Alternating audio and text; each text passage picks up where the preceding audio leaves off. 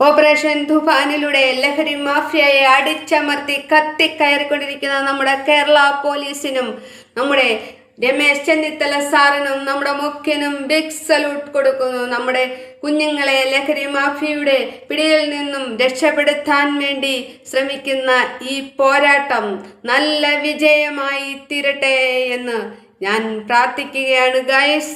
നമ്മുടെ രമേശ് ചെന്നിത്തല സാറിന് ഒന്നുകൂടി ബിഗ് സല്യൂട്ട് കൊടുക്കുകയാണ്. കാരണം ഇന്ന് നടക്കുന്ന ഓരോ കൊലയും കൊള്ളയും, അമ്മയെ അടിക്കുന്നു, അച്ഛനെ അടിക്കുന്നു, അങ്ങനെയുള്ള എല്ലാ പ്രശ്നങ്ങൾക്കും കാരണം ഈ ലഹരി മാഫിയ തന്നെയാണ്.